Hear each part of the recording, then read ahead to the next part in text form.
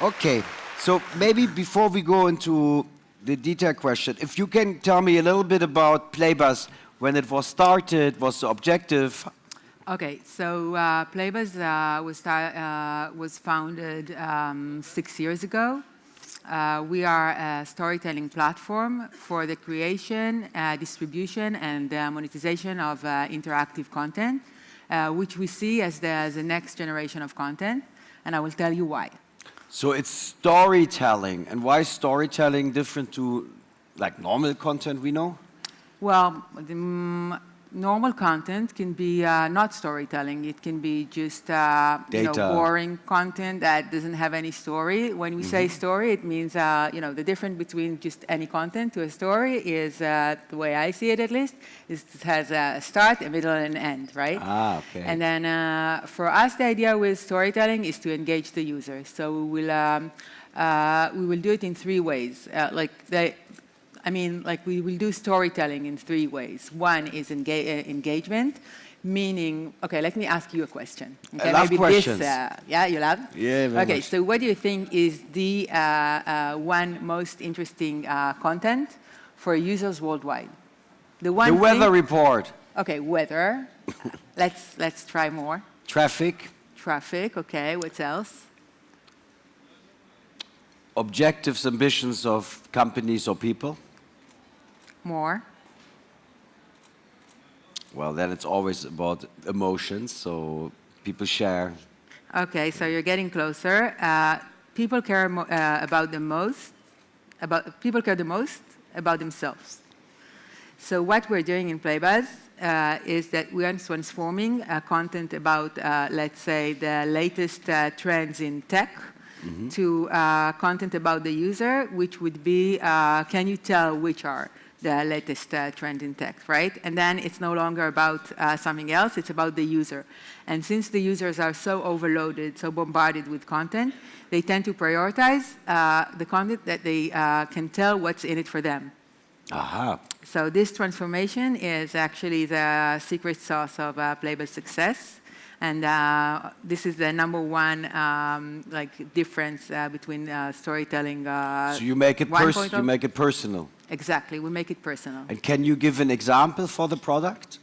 Yeah, it could be a personality quiz, it could be a trivia, it could be a personality quiz, but give us an example. All right, let's say that we're doing a project with Nike, right? Yeah. And we tell them, and it's not like, the idea is a user-centric approach. I will tell you, it's not the only component of storytelling 2.0. I will tell you more in a second.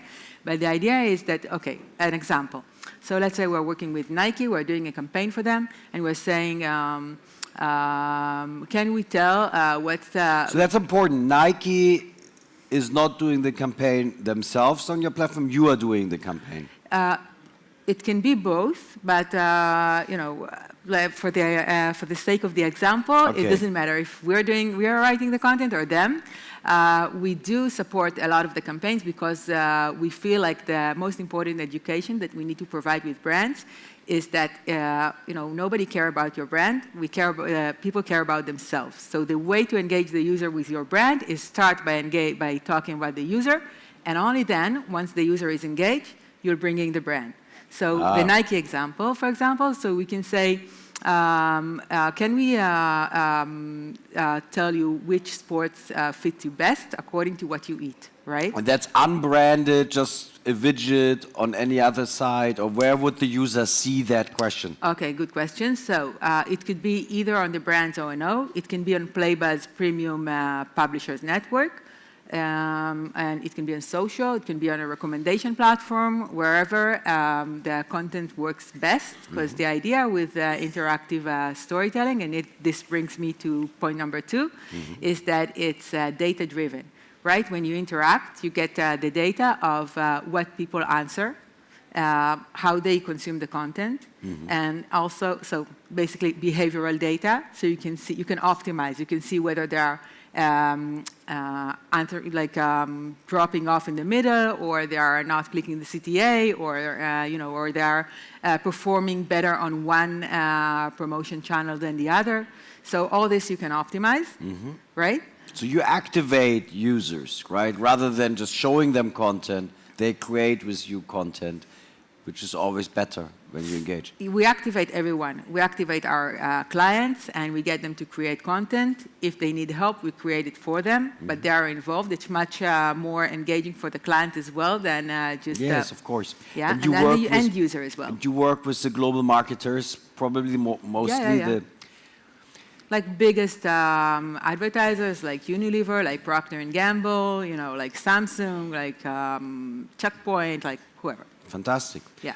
And the questions are asked also on different social channels, on Google or Facebook or Instagram. Are you integrated with these platforms? Yeah, we can promote it everywhere. The idea, as I said before, that when we can promote it either with an embed code on a publisher site, or we can promote it on our own site via whichever channel, or we can embed it on the O&O of the advertiser and again promote it, and then we see which channel performs best, and we will shift budgets to the channel that works best. And the idea is with interactive storytelling that you don't need to hope for the campaign will be successful. You make it successful. Okay. How do you? I mean, if you look at the products, what's your revenue model? You pay on a per usage, on a per post? All right. So we have various different various models for different use cases. So first of all, I think it's important to say that we work with a full ecosystem. We have publishers on one end and the advertisers on the other hand. So the advertisers we kind of touched on.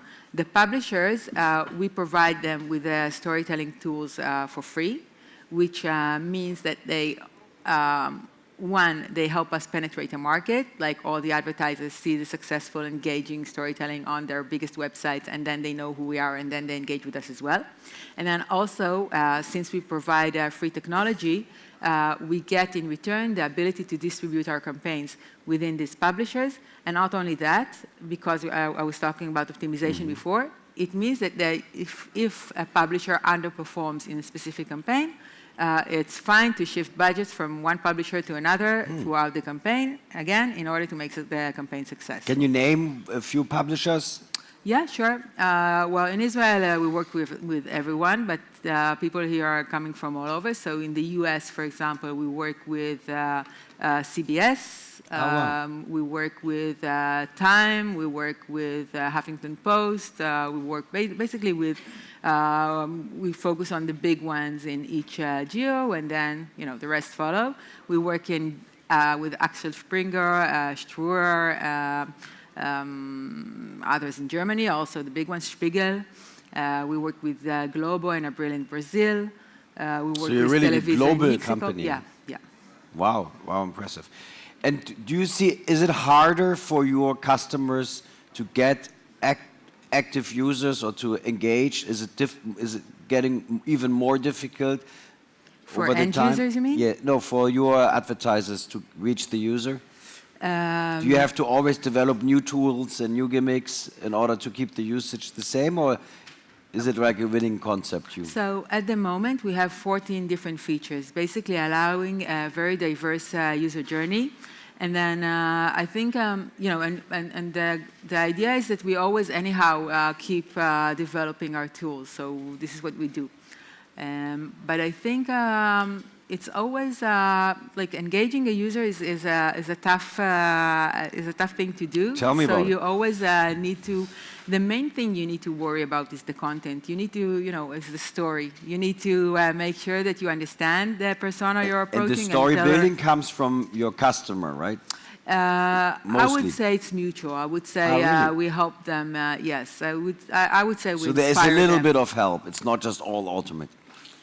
The storytelling is not automated at all. It's a platform. It provides the features. It provides the publishing is automated, but the idea generation has to come, of course. The creative is totally out of the yes, of course. Yeah, the imagination of the people, and that's the most important part, by the way. Always. So, I mean, you guys have the speaker book, right? In the speaker book, you have all the profiles on the company, and Playbuzz has been very successful. Also in the financial markets, you raised a lot of money. Your shareholders are Viola, Saban, 83 North, Walt Disney. You raised, I think, $66 million. Right. How is it managing so many shareholders? Have they been helpful?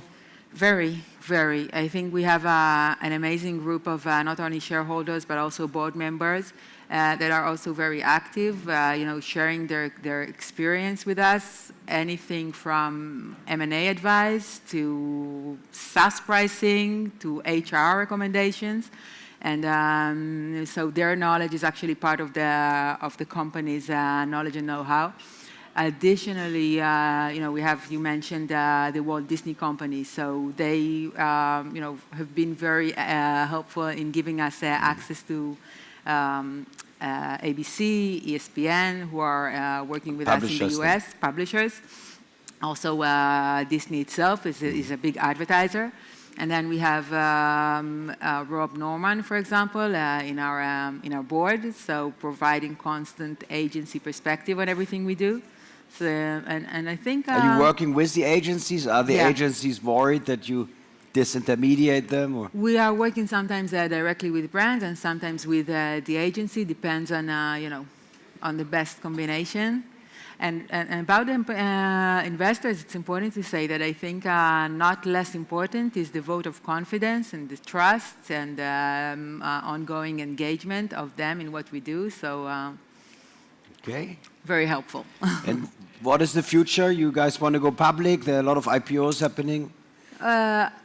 Well, I'm not sure I'm the right person to ask, but not as far as I know. Where this is not on our agenda at the moment. What we do want to do is basically maintain our basic vision, which is on one hand very relevant storytelling.